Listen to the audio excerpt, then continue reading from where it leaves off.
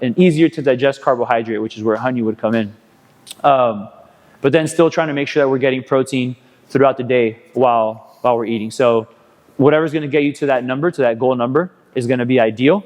And if you got to get 50 grams in one sitting, then get those 50 grams in one sitting, because your body will eventually absorb it, right? A lot of things affect absorption, like the size of your meal, how much fat was in your meal, right? Because that's going to impact digestion, which is an important factor. Was there alcohol involved in that meal? Because that's also going to affect digestion and absorption. So a lot of things kind of go into play there.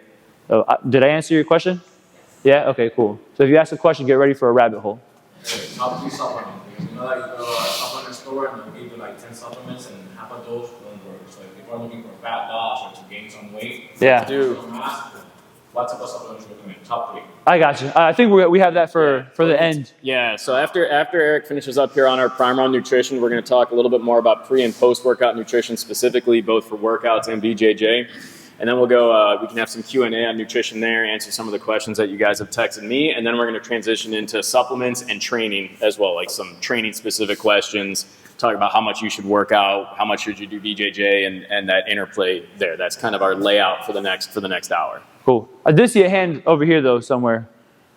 Yeah. On your rest days, do you still continue to do the same intake of protein? Yeah, I wouldn't change protein. Yeah, that's a good question. That's a simple answer. I wouldn't really change the protein on rest days. Yeah. Now, I forgot where I was going. So we were talking about actionable steps in order for somebody that's to apply this to their daily routine. Yeah, I got you. So now keep this in mind. These numbers and recommendations are for people who are willing to track their meals, right? Because I can throw out these numbers, but if you're not going to even pay attention to how many grams of protein you're getting in one sitting, then this wouldn't apply to you. But I think everybody here might be willing to at least start looking at how many grams of protein they're getting per meal or something along those lines. So we're looking at how much protein you can take in, and I like the range of 1.6 to 2.2 grams for the active population, for athletes, tactical athletes, and all of that. Then the next thing we want to make sure that we're doing is getting enough fat, right? So we don't want our fat to be under 20% of our caloric intake, right? So if you're eating 2,000 calories a day, what was the math? We don't want under 400 calories coming from fat, because that can have a negative impact on specifically testosterone levels, right? So we definitely don't want that to be affected in both men and women. And then for carbohydrates, that is the most dependent variable factor, right? If it's someone that's just kind of like looking for fat loss, I might just make a specific recommendation. But if it's someone who's training on a very regular basis and is more focused on their performance nutrition, I'm going to give a nice range, right? So carbs on lighter training days, you might be looking at something like 2 grams per kilogram. And again, this depends on the person. 2 grams per kilogram is not a whole lot of carbohydrate. Someone who weighs, 200 pounds would kind of factor out, all right, 200 divided by 2.2 times 2. That's going to give you the minimal amount of carbs. On higher training days, you might be looking at like 5 grams per kilogram.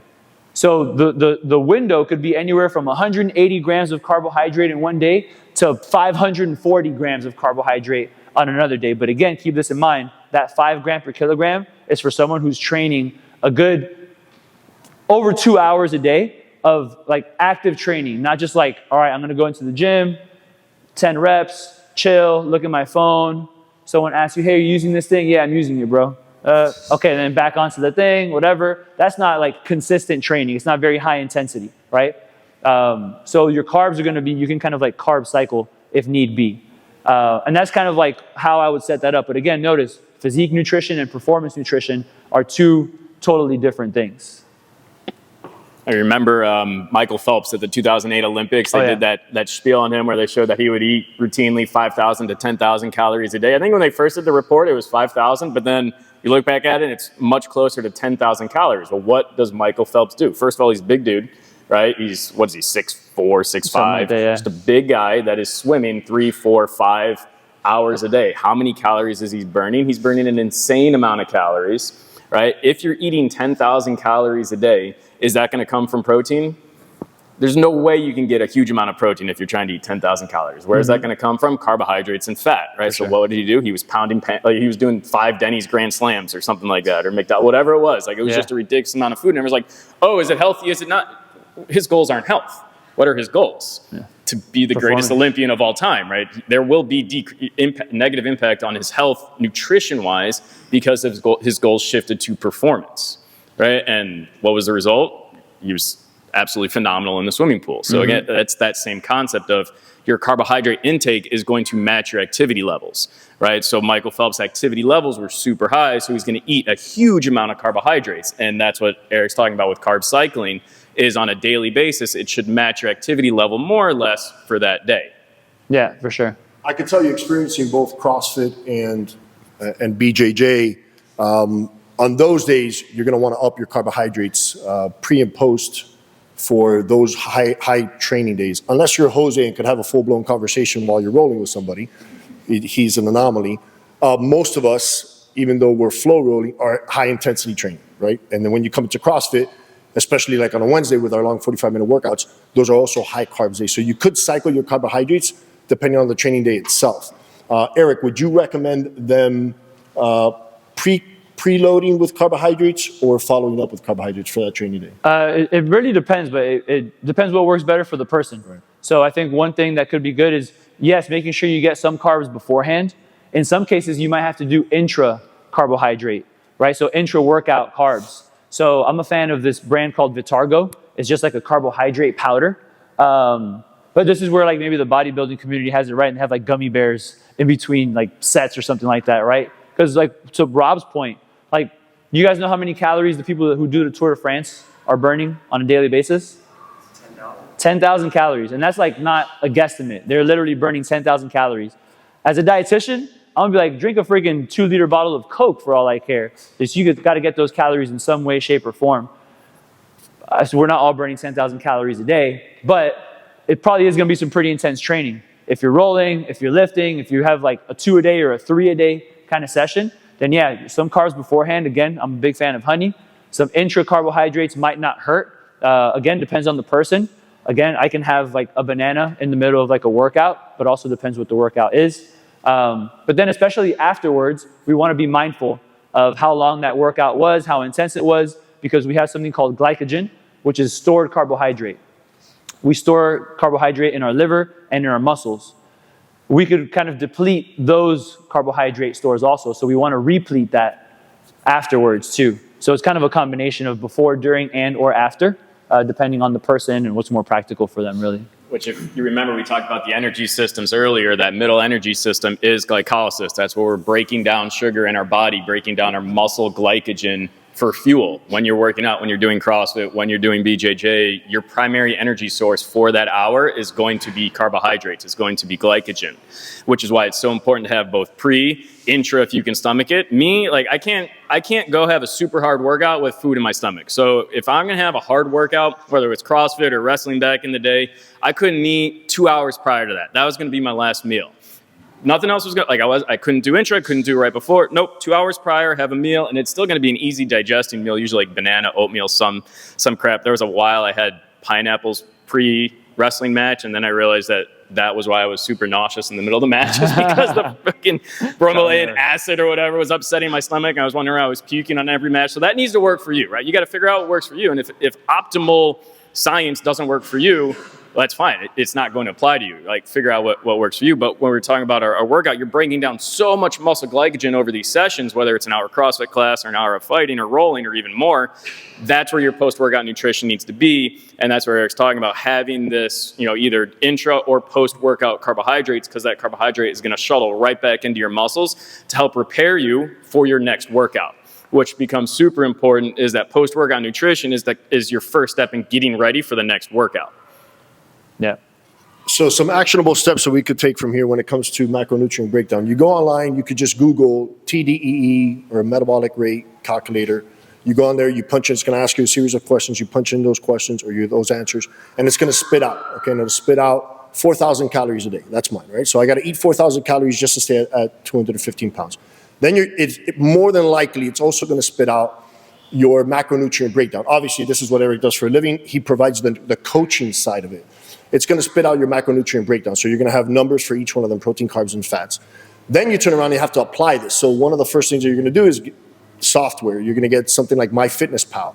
Now you're going to go and do groceries, you're going to go home, and you're going to weigh and measure your food as you go to consume it. So we were talking about it on the podcast. Let's say breakfast, you're going to get eggs. You're going to eat 3 or 4 eggs. You're going to put it into MyFitnessPal, and it's going to spit out the macronutrient breakdowns because eggs have proteins, some fats, or fats, proteins, a little bit of carbs. And then you're going to throw in your oatmeal or your cereal or your bread or whatnot. So this is the way that you're going to process probably 2 weeks. Over 2 weeks, what was the number that you said? Over 2 weeks? You can do it for at least a month. The majority of your meals. Oh, majority, 10 to 14 meals. That's the average that most people have. We eat about 10 to 14 meals consistently, unless it's an anniversary or special occasion. You're going to go out to a fancy restaurant and do that. So you're going to go through that month, and you're going to hit those 10 to 14 meals. And you're going to have a visualization whether you're under-eating or over-eating calories, and then if you're under-eating and over-eating macronutrients. Does that make sense? So these are the actionable steps that you could take. Eric, can you kind of walk us for somebody that, before I jump into that. I did a client, just happens to be a family member of mine. They went, I gave them a 3-day audit. They went and audited what they ate for the past 3 days. They, on paper, seemed to be under-eating, yet they were consistently gaining weight. When we went to have dinner with this family member, the wife said, oh, but did he calculate the nightcaps that we have? So they left out alcohol, and he was having 2 to 3 glasses of wine and or bourbon along with it, which made up about 1,500 to 2,000 calories throughout the week. So this is what was the surplus. Even though he wasn't eating it on the food side, he was on the alcohol side. So make sure that if you do have a nightcap or just watching the game, you have a beer, that calculates in as well, because it's a huge factor. It could be a huge factor. Everything counts. Everything counts. If someone was to say, this is too crazy because it is a pain in the butt, this is too crazy, I can't do this, I don't understand it, what general recommendations would you tell them when it comes to filling their plate, when it comes to protein, carbs, and fats? For sure, yeah. Generally speaking, and is this somebody active? This is somebody active. Okay, yeah, so one of our clients, CrossFit or BJJ or both. Okay, so what I would say is, from a carb standpoint, a non-vegetable and fruit carb, getting about fist size worth of carbohydrate, getting a full hand size of protein, and from a vegetable standpoint, at least somewhere along the lines of like half of your plate, or like a big bowl of vegetables. Now there you're getting a lot of variety, right? And again, it depends on the activity, because one fist of carbohydrate might not be enough. You might need a couple, which is, I would put myself in the somewhere at 2 or more fists worth of carbohydrates in a meal. Because like Mike, I also need to eat a good bit of calories, and I'm burning through all these things on a pretty regular basis. So those are some visuals, right? Hand size worth of protein, at least your closed fist worth of carbohydrate, and then somewhere along the lines, just a crap ton of vegetables, really. Half of the plate, maybe a side little bowl of like strawberries, some avocado on the side, right? You want variety there too, because now you're getting nutrient-dense foods, and it kind of takes the tedious part away from having to go into an app and tracking it, because I do understand that it is a little bit of a pain in the butt to do that.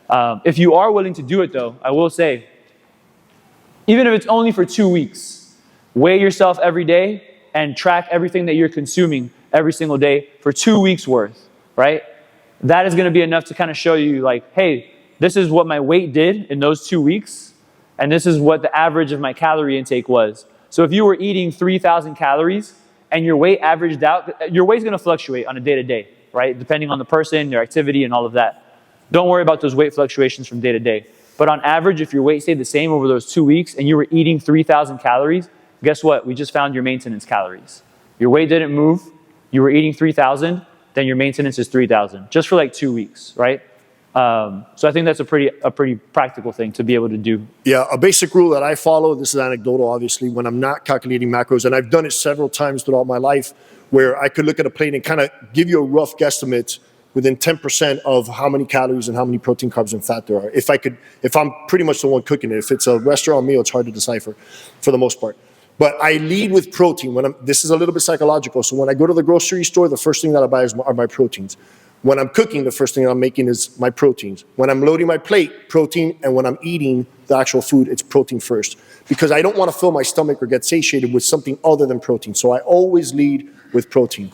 It took a while for me to convince my wife to do protein shakes in the morning. She wakes up, she's not hungry, which is a lot of our clients.